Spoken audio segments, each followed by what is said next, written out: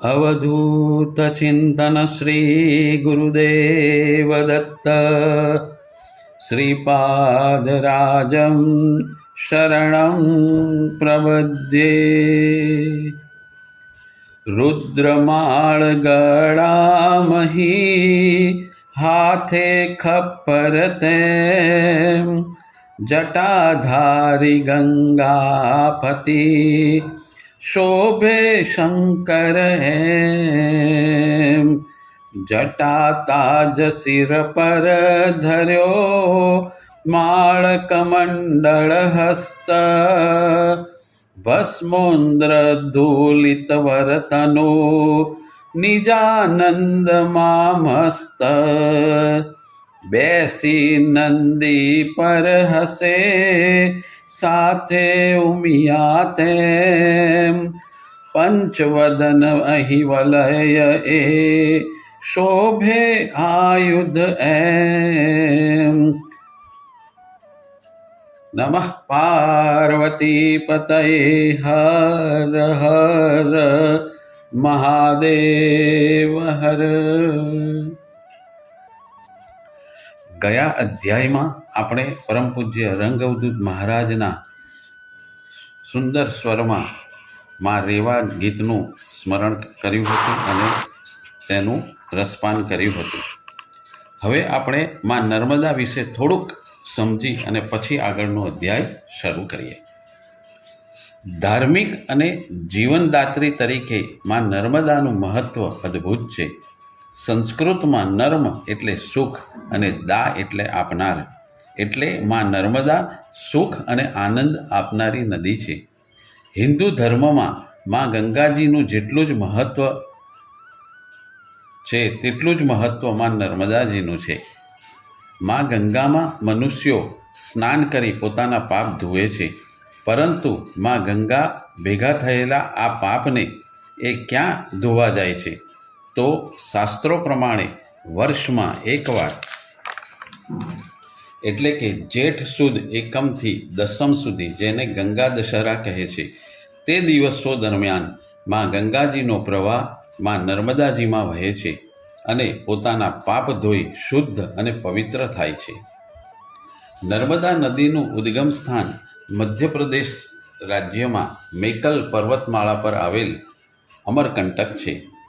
અહીંના સપાટ પહાડી પ્રદેશ પર આવેલા એક કુંડ, એક ઝરણામાંથી આ પવિત્ર નદી વહેવાની શરૂઆત કરે છે।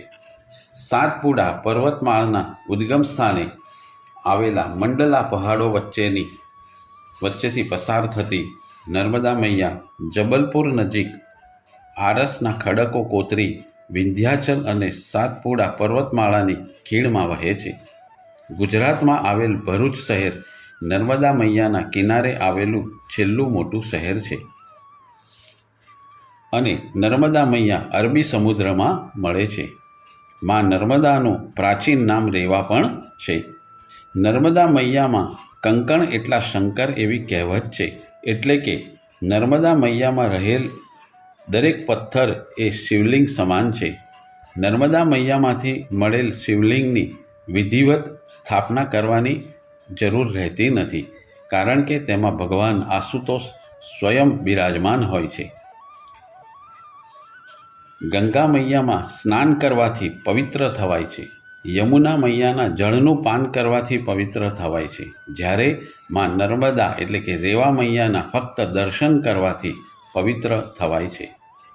ભગવાન મહાદેવના પરસેવાનું એક ટીપું ધરતી ઉપર પડતા તેમાંથી માં નર્મદાનું પ્રાગટ્ય થયું છે, તેથી નર્મદા મૈયાને શિવસુતા પણ કહેવામાં આવે છે। रुद्रदेहा नर्मदा शिवपद तो देनार, अमल नीर तारू अहा सदा रटे ओंकार।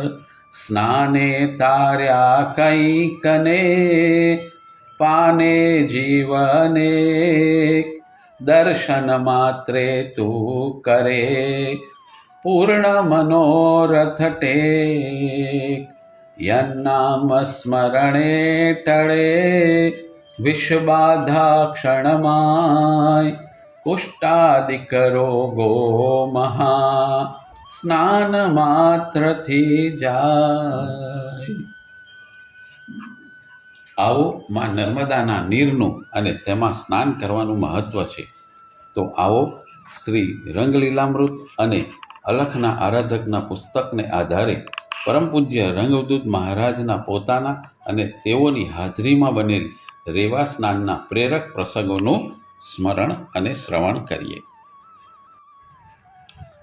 અષાઢ માસની એક મેઘલી રાત્રે ઝરમર ઝરમર વરસાદ ચાલુ હતો. ચારેકોર કાદવ કિચડનું શાસન હતું. તમરાનો અવાજ, દેડકાનું ડ્રાઉં ડ્રાઉં, ચીબરીનો ચિત્કાર રાતને ચીરી રહ્યા હતા. ચારે બાજુ અસંખ્ય નાના મોટા જંતુઓનો ઉપદ્રવ હતો.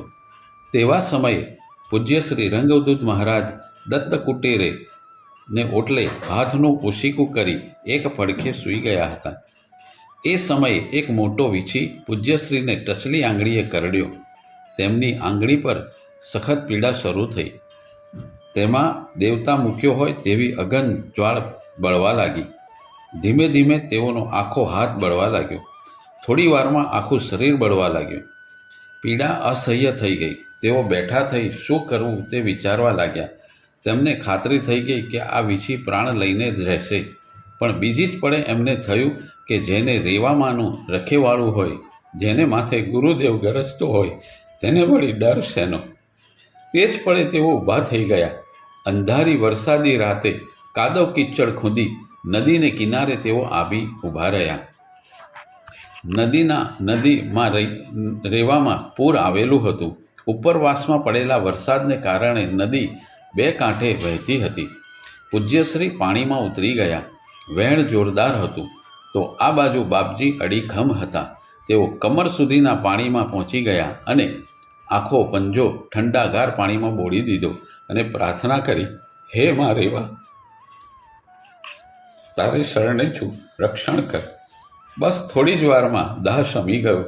પૂજ્યશ્રીને ખૂબ આનંદ થઈ ગયો અને આનંદના અતિરેકમાં તેઓએ એ મેઘલી રાતે રેવામાં 2-4 ડૂબકી મારી દીધી અને કુટીરમાં પાછા ફર્યા. કાગળ પેન લીધા અને તેમના મિત્ર અમૃતલાલ મોદીને સમગ્ર બીના લખી અને તેમાં લખ્યું, આજ આનંદનું પૂર પૂરમાં વહે, પાસ કે દૂર કોઈ ઝીલનાર નથી. અચાનક વૃત્તિનું ખૂબ જ કડકપણે પાલન પૂજ્યશ્રી કરતા. ક્યારેય કોઈ પાસે કશુંય ન મંગાવે. જેને આપવું હોય તે કુટીરમાં જોઈ લે કે બાપજીને શેની જરૂર છે. તે ઉપરથી જરૂરી ચીજ વસ્તુઓ મોકલી આપે. બીજો આવો માં રેવાના સ્નાનનો મહત્ત્વનો બીજો એક પ્રેરક પ્રસંગ આપણે સાંભળીએ. શરૂઆતની 5મી છઠ્ઠી દત્ત જયંતિનો ઉત્સવ હતો. હવે દરેક વર્ષે ભક્તો વધતા જતા હતા. બધું જ કામ હાથોહાથ કરવાનો સ્થાનનો નિયમ હતો. ઘણા બધા ભક્તો નજરે ચડતું કામ કર્યા કરતા હતા. પૂજ્યશ્રી લીમડા નીચે ખુરશીમાં બેઠા હતા. પૂજ્યશ્રીનું ખિલખિલાટ કરતું હાસ્ય આખા સ્થાનને ભરી દેતું હતું. એટલામાં રસોડામાંથી બૂમ પડી, અલા ભાઈ, પાણી ખૂટ્યું છે, જલ્દી રેવામાંથી પાણી ભરી લાવો. થોડા આગળ પાછળ ફરતા ભક્તો ઘડા લઈને દોડ્યા, પરંતુ પૂજ્યશ્રીની પાસે બેઠેલામાંથી કોઈ હાલ્યું નહીં. એટલે રસોડામાંથી એક સ્વયંસેવક આવ્યો અને બોલ્યો, અલ્યા ભાઈ, રસોડામાં પાણી તળિયા ઝાટક છે, જલ્દી પાણી લઈ આવો. ત્યાં બેઠેલા બધા ભક્તો હુડુડુડું કરતા દોડ્યા અને રસોડાથી ઘડા લઈ નર્મદા તરફ ગયા. બધા જ ભક્તો પૂજ્યશ્રી પાસેથી ઉઠી ગયા, પરંતુ ત્યાં બેઠેલી એક બહેન ના ઉઠી. એટલે પેલો સ્વયંસેવક બોલ્યો, બેન, તમે પણ પાણી ભરી લાવો. પેલી બહેન હાલી કે ચાલી નહીં. એટલે સ્વયંસેવકે તેને ફરીથી કહ્યું, છતાં પણ તે બેસી રહી. જમીન સામે એની આંખો ખોડાઈ ગઈ હતી. તેથી પૂજ્યશ્રી બોલ્યા, બેન, ઉઠને, આ ભાઈ તને કહે છે પાણી ભરી લાવ ને. આમ છતાં તે ઉઠી નહીં, માત્ર અંગૂઠા વડે ભોંય ખોતરવા લાગી. એટલે પૂજ્યશ્રીએ જરા મોટેથી સત્તાવાહી અવાજે કહ્યું, તું સાંભળતી નથી? કેટલી વાર કહેવું પડે, જા પાણી ભરી લાવ. આળસુની માફક કેમ બેસી રહી છે? પછી પેલા સ્વયંસેવકની સામે જોઈ પૂજ્યશ્રી બોલ્યા, એને ઘડો આપો. પેલી બહેન ઊભી તો થઈ, પરંતુ તેની પરવશ આંખો પૂજ્યશ્રી સામે ટીકી રહી. તે કાંઈ કહેવા માગતી હતી, પણ કહી શકતી ન હતી. તે ઘડો લઈને નર્મદાજી તરફ ગઈ. બાઈના માથામાં ખૂબ મોટું ચાંદું પડ્યું હતું. તેમાં જીવડા ખદબદતા હતા. તે માથે કાંઈ પણ મૂકી શકતી ન હતી. તેને કાળી વેદના થતી હતી. આ વાત તે પૂજ્યશ્રીને કહેવા માગતી હતી, પણ કહી શકતી ન હતી. ધીમે ડગલે તે વેણમાં ઉતરી અને કમર સુધીના પાણીમાં જઈ ઘડો ભર્યો. હિંમત કરી ગુરુદેવનું નામ લઈ માથે મૂક્યો. મૂકતાની સાથે તેને અસહ્ય પીડા થઈ. તેથી ઘડો ડગમગી ગયો. તેના કારણે તેના માથા પર થોડું રેવાજળ પડ્યું. તેની બળતરા શાંત થઈ ગઈ. તેને નવાઈ લાગી. તેણે તે ઘડો પોતાના માથા પર રેડી દીધો. તેથી દુખાવો, બળતરા બિલકુલ ગાયબ થઈ ગયા. બીજો ઘડો ભરી રસોડે રેડી આવી. ફરીથી પાછો બીજો ઘડો એક માથે રેડ્યું ને પાછો ભરીને રસોડે મૂકી આવી. એમ દરેક વખતે તે એક એક ઘડો પોતાના માથા પર રેડતી. તેના માથાનું પરનું લોહી, પરવું, જીવાત બધું જ ધોવાઈ ગયું. આમ એ બહેને 11 ઘડા પાણી લાવ્યું. પછી ભીનીને ભીની બાપજીના પગમાં ઢળી પડી. પૂજ્યશ્રી મીઠું મીઠું હસતા હતા. પેલી બહેન બોલી, બાપજી, આપની મારા પર ખૂબ કૃપા થઈ. મારા માથામાં ખૂબ મોટું ચાંદું પડ્યું હતું. તેમાં જીવડા પડ્યા હતા. આપની કૃપાથી પાણી ભરતા ભરતા સારું થઈ ગયું. એમ કહી તેણે માથેથી ભીનો સાલ્લો ખસેડ્યો. પૂજ્યશ્રીએ જોઈને કહ્યું, ગાય કે ભેંસનું ઘી લેજે, તેને રેવાજળથી 100 વખત ધોજે. પછી તેમાં 1 ચમચી બોરિક એસિડ નાખી તેમાં કાલવી દેજે અને તે મલમ દિવસમાં 3 વાર લગાવજે. માત્ર ગણતરીના દિવસોમાં જ માથાનું ચાંદું મટી ગયું. બીજા એક પ્રસંગનું શ્રવણ કરીએ. મૂળ સૌરાષ્ટ્રના પ્રેમજીભાઈ પોતાના કુટુંબના ભરણ પોષણ માટે પોર ગામમાં આવીને સ્થિર થયા હતા. તેઓ વ્યવસાય દરજી હતા. તેઓ ભાવિક, શ્રદ્ધાળુ, સરળ અને સંતોષી હતા. એક વખત તેમને માથામાં ખૂબ દુખાવો થયો. તેમને માથામાં એટલી બધી પીડા થતી કે તેઓ તેમનું માથું ભીત સાથે પછાડતા. ખાવા પીવાનું બંધ થઈ ગયું. માથામાં સખત સણકા મારે. દરજીનું કામ કરવા માટે નીચું જોવું પડે. આમ કરતાં નાક ગળવા લાગે અને માથું તૂટી પડતું હોય તેમ લાગે. કામ ધંધો સદંતર બંધ થઈ ગયો. આવકનું સાધન ખોરંભે પડ્યું. ડૉક્ટરોની દવા, વૈદ્યોના ઓસડ ખૂબ કર્યા, પણ જરાય અસર થઈ નહીં. આને કારણે તેમનો સ્વભાવ ખૂબ ચીડિયો થઈ ગયો. વાત વાતમાં તેઓ ગુસ્સો કરવા લાગ્યા. આખો દિવસ તેઓ રડ્યા કરતા. ઘરના બધા સભ્યો તેમનાથી ત્રાસી ગયા. એટલામાં કોઈ મિત્રએ તેમને નારેશ્વરના સંતના દર્શન કરવા જણાવ્યું. વધુમાં એમ પણ કહ્યું કે ત્યાં નારેશ્વરમાં અત્યારે શસ્ત્રક્રિયા શિબિર યોજાય છે. મોટા મોટા ડૉક્ટરો આવ્યા છે. ત્યાં તારે રહેવા ખાવાના પૈસા લાગશે નહીં. ડૉક્ટરોનો અભિપ્રાય અને સારવાર મળી રહેશે.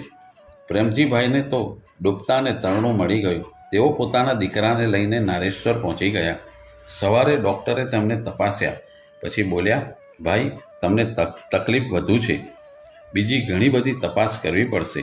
એ તપાસ વગર કાંઈ થઈ શકે નહીં. આ માટે તમે મુંબઈ જાઓ. તમને દવાઓ, તપાસ વગેરેનો ખર્ચ નહીં થાય. હું તમને ચિઠ્ઠી લખી આપું છું. એમ કહી ડૉક્ટરે એક ચિઠ્ઠી લખી પાછળ સરનામું કરી પ્રેમજીભાઈના હાથમાં મૂક્યું.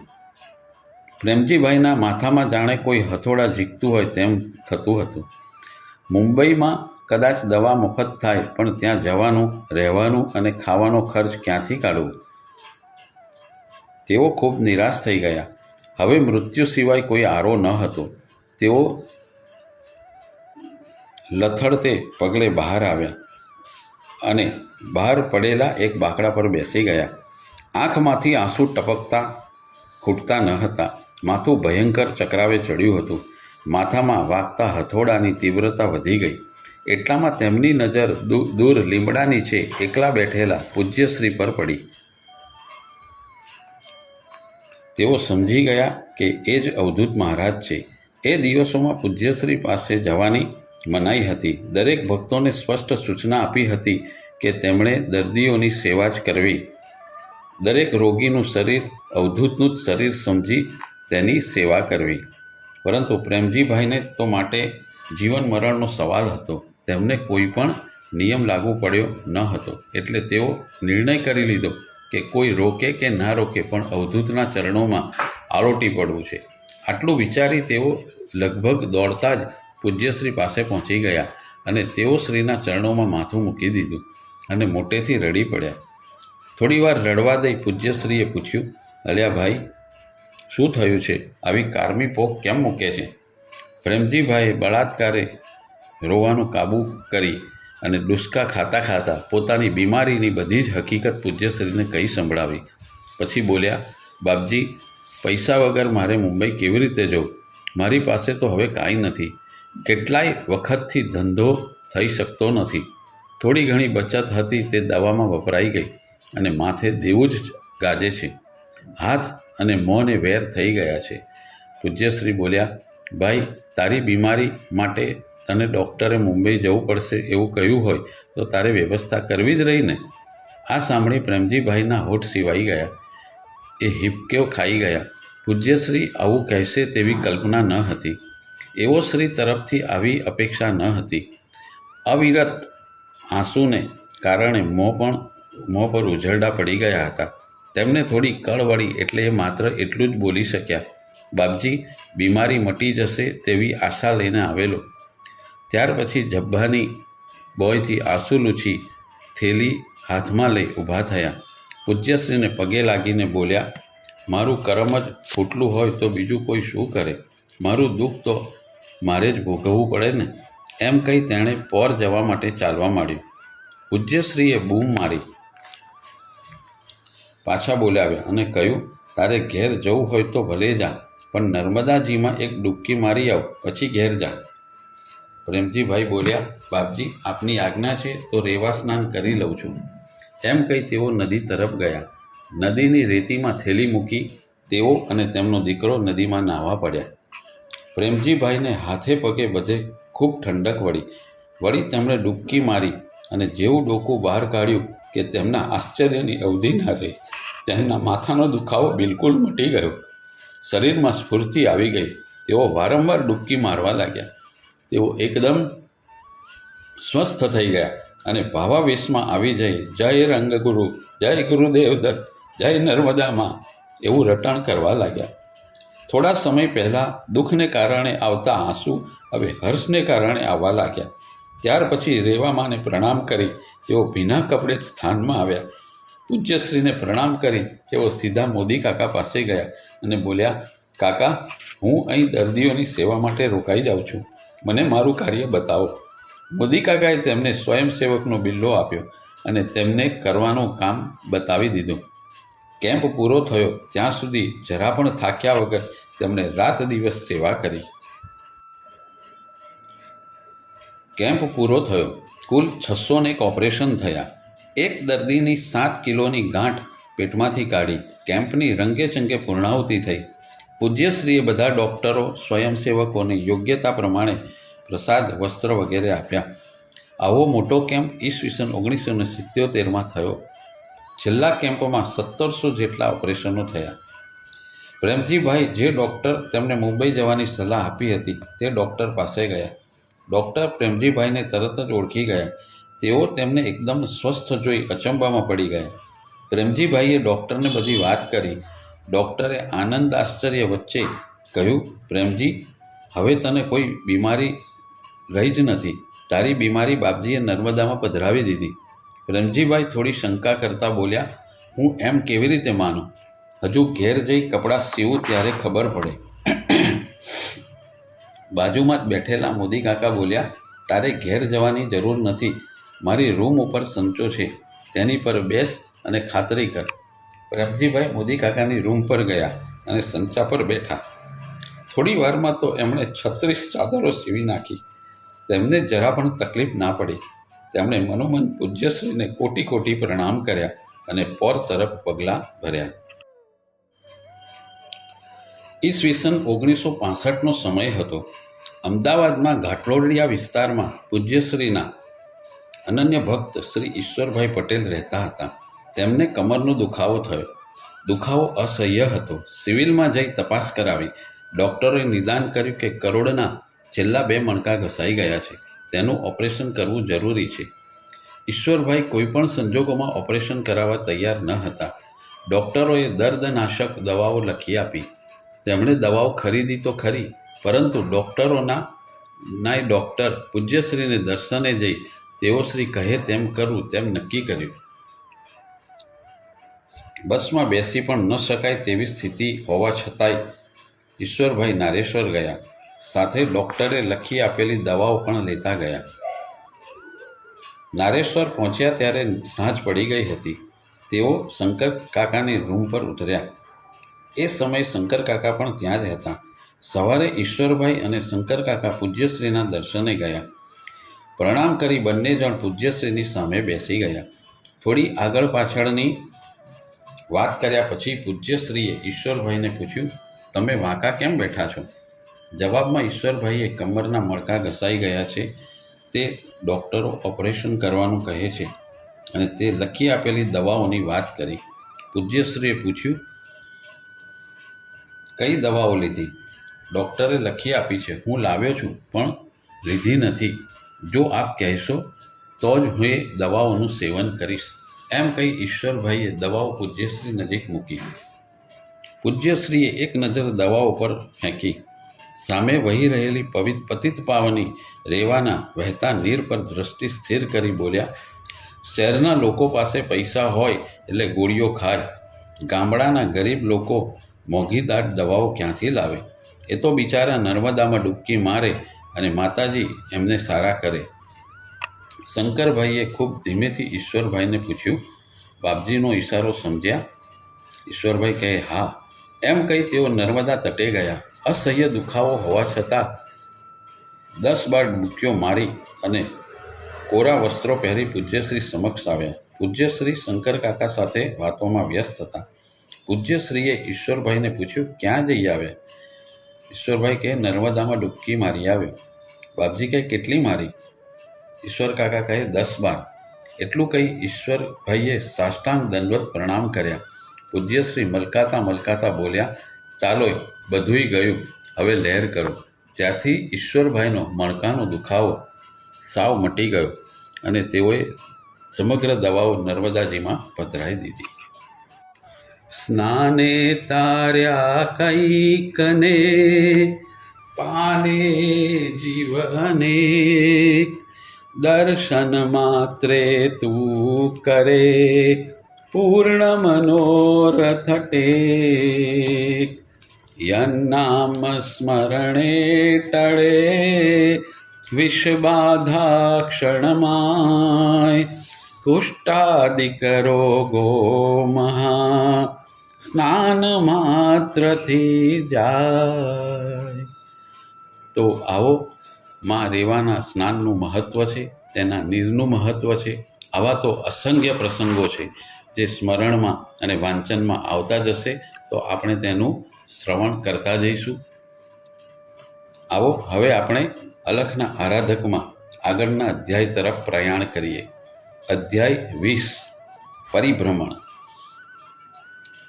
પૂરા કોલ ગુરુએ દીધા જવા ભક્તને ગામ, પરિભ્રમણ ખુદ આદરે પૂર્વા કોડ તમામ. પૂજ્યશ્રી અનેક વખત કહેતા, અવધૂતમાં કાંઈ નથી, અવધૂત તો એક પથ્થર છે.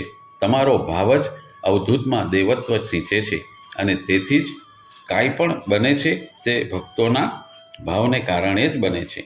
મહારાષ્ટ્રમાં દત્તભક્તિ ઘણા સમયથી છે. ગુજરાતમાં તે નહિવત હતી. પરમ પૂજ્ય સ્વામી મહારાજે ગુજરાતમાં દત્તભક્તિનો મહિમા ગાયો અને મહિમા સર્વત્ર રેલાય તે પહેલાં તેમણે પોતાની લીલા સંકેલી લીધી. આ દત્તભક્તિના પ્રચાર અને પ્રસારને ચાલુ રાખવા, ઘેર ઘેર દત્તભક્તિના ગાન ગવડાવવા, લોકોમાં સદાચાર, સેવા ધર્મ અને ધર્મભાવનાના બીજ વાવવા અને લોકોને આત્મોન્નતિ કરવા માર્ગે વાળવા માટે પરમ પૂજ્ય સ્વામી મહારાજે પૂજ્ય રંગવદૂત મહારાજને આદેશ આપ્યો. પૂજ્ય ટેમ્બે સ્વામી મહારાજના આદેશ અનુસાર પૂજ્ય શ્રી રંગદૂત મહારાજે ખડા તડકામાં ડુંગરાળ પ્રદેશોમાં 104 દિવસનો સતત પ્રવાસ પોતાનામાં શ્રદ્ધા રાખીને બેઠેલા સંસારના ઘોર વનમાં ભૂલા પડેલા ભક્તોના હિત માટે એક વહેલી સવારે આરંભ્યો. પૂજ્યશ્રી તારીખ 9/4/1962 સવારે પોતાનું નિત્યકર્મ પરવારી પૂજ્ય માજીને દર્શને ગયા. પૂજ્ય માજીને પ્રણામ કર્યા, નર્મદાજીને વંદન કર્યા અને નારેશ્વર દાદા એટલે કે મહાદેવ દાદાના દર્શન કરી પરમ પૂજ્ય વાસુદેવાનંદ સરસ્વતી સ્વામી મહારાજને પ્રણામ કરી નારેશ્વર રોડ સ્ટેશને જવા બરાબર સવારે 6 વાગે ચાલતા નીકળી ગયા. પૂજ્યશ્રીના સહપ્રવાસીઓ તરીકે શ્રી ભગવંતરાય રણછોડજી દાયા કે જેઓ યજમાન હતા અને રવિશંકર જમ્યતરામ દવે જોડાયા. બધા જ સ્ટેશન પર આવ્યા. થોડી વારમાં કોરલથી ગાડી આવી. પૂજ્યશ્રીએ ગાડીમાં બેઠક લીધી. થોડી વારે ગાડી ઉપડી. પૂજ્યશ્રી સમયસર મિયાગામ આવી ગયા. બરાબર 11 વાગે સૌરાષ્ટ્ર એક્સપ્રેસ આવ્યો. પૂજ્યશ્રીએ પોતાની બેઠક લીધી અને અવધૂત ચિંતન શ્રી ગુરુદેવ દત્તની ગર્જનાઓ સાથે ગાડી ઉપડી. લગભગ બપોરે 3 વાગે વલસાડ આવ્યું. વલસાડ સ્ટેશને ખૂબ જ ગીર્દી હતી. પૂજ્યશ્રી અહીં જ ઉતરવાના હતા, છતાં ભક્તોની અધીરાઈનો પાર ન હતો. વલસાડના સ્ટેશન પરના વિશ્રાંતિ ગૃહમાં પૂજ્યશ્રીએ સ્નાન કર્યું, પછી શ્રીફળનું પાણી લીધું. વલસાડ સુધી પાણીનું ટીપું પીધું ન હતું અને થોડો સમય આરામ કર્યો. સાંજે 5 વાગે પૂજ્યશ્રી ધરમપુર જવા તૈયાર થયા. તેઓ ઘોડાગાડીમાં 18 માઇલ્સ દૂર આવેલા ધરમપુર જવા નીકળ્યા. રાત્રે લગભગ 8 વાગે ધરમપુર પહોંચ્યા. ધરમપુરના પાદરે 3 દરવાજા આગળ ઘોડાગાડી ઊભી હતી. આખું ગામ પૂજ્યશ્રીને સત્કારવા માટે ક્યારનુંય અત્રે એકઠું થયું હતું. પૂજ્યશ્રી આ 3જી વાર ધરમપુર પધાર્યા હતા. લગભગ 25 વર્ષ પહેલાં જ્યારે પૂજ્યશ્રી રંગદૂત મહારાજને કોઈ ઓળખતું ન હતું, ત્યારે ધરમપુરના સ્વર્ગસ્થ શ્રી નારાયણભાઈ પટેલની વાડીમાં થોડા દિવસ રહ્યા હતા. ત્યાર પછી બરાબર 12 વર્ષે ફરીથી નારાયણભાઈની વાડીમાં પૂજ્યશ્રી પધાર્યા હતા. ત્યારે પૂજ્યશ્રી ખૂબ જાણીતા સંત હતા. આ વખતે તેઓ 10 દિવસ ધરમપુરમાં રહ્યા હતા. પૂજ્યશ્રીને ગામ લોકો સરઘસાકારે ગામમાં ધૂન વાદ્યઘોષ સાથે સ્વર્ગસ્થ શ્રી હિમજીભાઈ મોહન બાવાના મકાને લઈ ગયા. અહીં મુકામ કરનાર હતા. સવારે નિત્ય કાર્યક્રમ મુજબ પૂજ્યશ્રી વહેલા ઉઠી ગયા. નિત્યકર્મ પરવારી લગભગ 7 વાગે દર્શનાર્થીઓને સંતોષ આપવા બહાર બેસી ગયા. લગભગ 9 વાગે ધરમપુરના વિખ્યાત સંગીત વિશારદ શ્રી દોસ્ત મોહમ્મદ પોતાના સાજ સાથે હાજર થઈ ગયા અને તેમણે 1 કલાક સુધી સુંદર શાસ્ત્રીય સંગીત પીરસ્યું. તારીખ 12/12/1912ના દિવસે જન્મેલા દોસ્ત મોહમ્મદ ખાન સાહેબ નાનપણથી જ સુરીલો કંઠ ધરાવતા હતા. તેમના સુરીલા કંઠને ધ્યાનમાં લઈ ત્યાંના મહારાજાએ તેમને સંગીતની તાલીમ આપવાની વ્યવસ્થા કરી. સમય જતાં તેઓ એક સુંદર સંગીતજ્ઞ બની ગયા અને ગુજરાત અને ગુજરાતની બહાર પણ ખ્યાતનામ બન્યા. તેમણે આકાશવાણી, મુંબઈ, અમદાવાદ, વડોદરા અને દિલ્હીમાં પ્રથમ હરોળના કલાકાર તરીકે વર્ષો સુધી સેવા આપી. તેમને ઈસવીસન 1940માં મુંબઈના ભૂતપૂર્વ ગવર્નર લોર્ડ લેડી લુમ્બીના હસ્તે સુવર્ણચંદ્રક એનાયત થયો હતો. 1944માં મહારાણા વિજયદેવજીની સિલ્વર જ્યુબિલીના પ્રસંગે ધરમપુરના રાજ્ય તરફથી ખાન સાહેબનો ઇલકાબ, સુવર્ણચંદ્રક અને પોશાક એનાયત થયા હતા. ઈસવીસન 1944માં જ્યારે પૂજ્યશ્રી ધરમપુરમાં પધારેલા ત્યારે સ્વર્ગસ્થ નારાયણ કાકાની વાડી એટલે કે અવધૂતી વાડીમાં ખાન સાહેબ પૂજ્યશ્રીને રોજ ભજનો અને શાસ્ત્રીય સંગીત સંભળાવતા. પરિણામે તેઓ પૂજ્યશ્રીના રંગે નખશિખાંત રંગાયા અને અવારનવાર નારેશ્વર જઈ પૂજ્યશ્રીને સંગીત સંભળાવવા લાગ્યા. પહેલા જ દિવસે શ્રી દોસ્ત મોહમ્મદે સ્વરચિત ભજન તારો રે નેડો મને લાગ્યો, રંગ અવધૂતા તારો રે નેડો મને લાગ્યો વાળું ભજન ગાયું. ત્યારબાદ પગ મને ધોવા દો રઘુરાય, પ્રભુ મને શક પડ્યો મનમાય. આમ પૂજ્યશ્રી 1 માસ રહ્યા ત્યાં સુધી ખાન સાહેબ રોજ સવારે 9 થી 10 અને સાંજે 5 થી 6 સુધી પૂજ્યશ્રી સમક્ષ સંગીત પીરસ્યું. સંગીત પછી દત્તબાવની ગવાતી, ત્યારબાદ પ્રસાદ વહેંચાતો. બરાબર 10:30 થી 11 સુધી ભિક્ષા કરી પૂજ્યશ્રી થોડો સમય આરામ કરવા સૂઈ જતા. બરાબર 12 વાગે પૂજ્યશ્રી ઉઠી જતા. પૂજ્યશ્રીનો નિવાસ રઘુરાજસિંહને ત્યાં હતો. રઘુરાજસિંહે એક દિવસ પાદુકા પૂજન કર્યું. ધરમપુરમાં પાદુકા પૂજન પ્રથમ વખત થયું. એક ગુરુવારે દાભાડે અને તેમના પત્ની રાધાબહેને પાદુકા પૂજન કર્યું. હજારો લોકોએ દર્શનનો લાભ લીધો. વાંસદાના મહારાજા આવ્યા. પૂજ્યશ્રીએ તેમને આસન લેવાનો સંકેત કર્યો.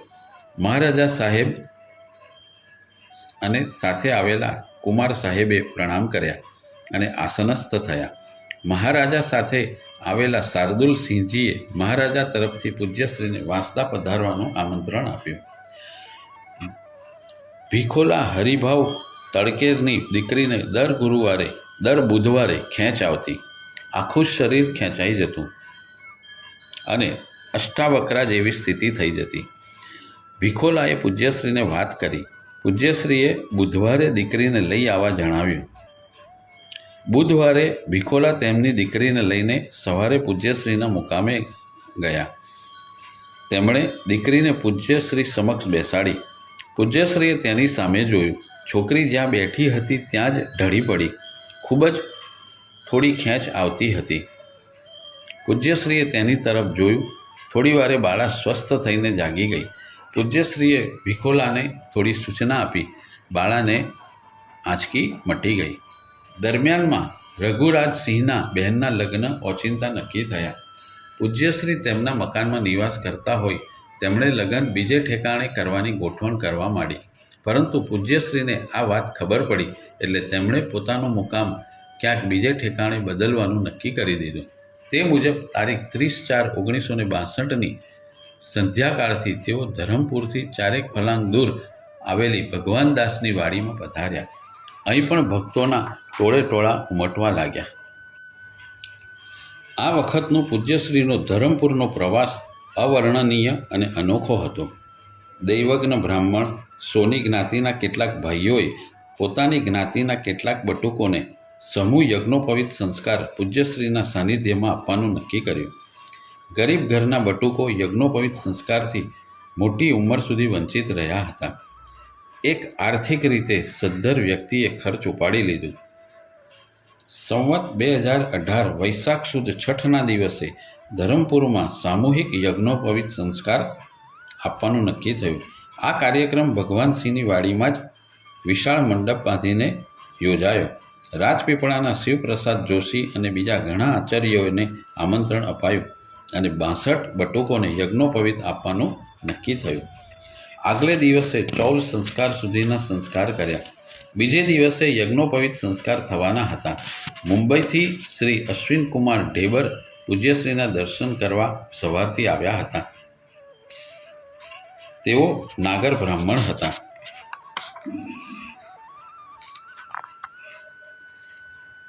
જીટી હાઈસ્કૂલના શિક્ષક તરીકે નોકરી કરતા હતા. તેમણે આ સમારંભ જોયો. તેમને યજ્ઞોપવિત સંસ્કાર થયા ન હતા.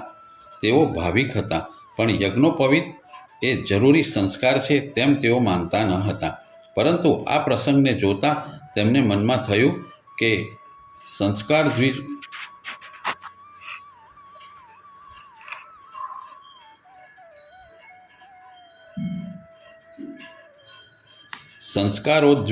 ઉચ્ચયતે એ ન્યાયે જ્યાં સુધી શાસ્ત્રોક્ત વિધાન અનુસાર દ્વિજત્વ પ્રાપ્ત ન થાય ત્યાં સુધી બ્રાહ્મણના કર્મ કરી ના શકાય.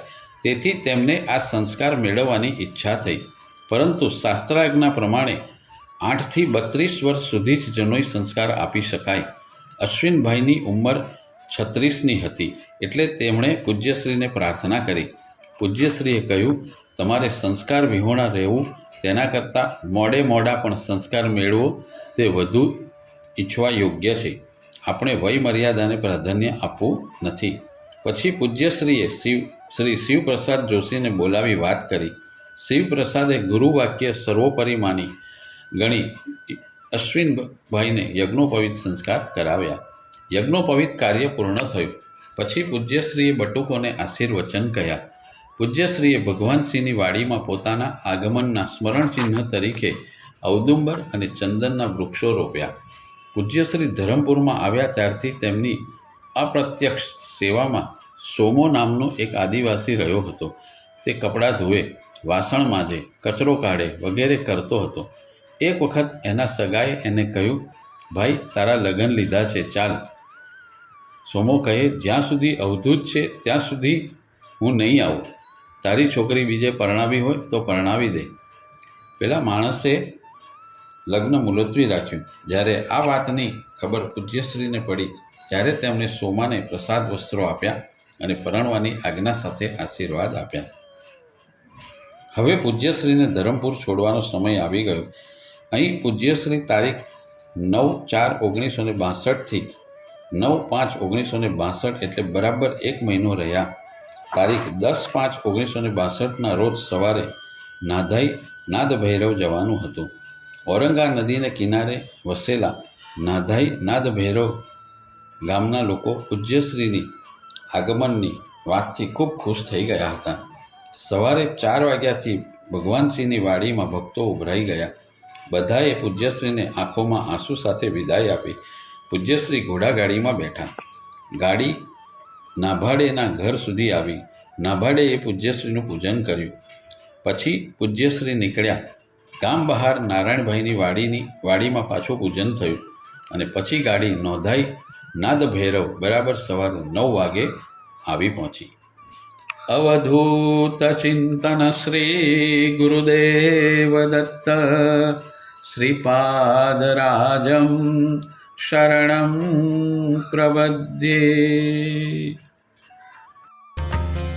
ગુરુદેવ દત્ત ગુરુદેવ દત્ત ગુરુદેવ દત્ત ગુરુદેવ દત્ત ગુરુદેવ દત્ત ગુરુદેવ દત્ત ગુરુદેવ દત્ત ગુરુદેવ દત્ત ગુરુદેવ દત્ત ગુરુદેવ દત્ત ગુરુદેવ દત્ત ગુરુદેવ તાલી પાડો તાલી.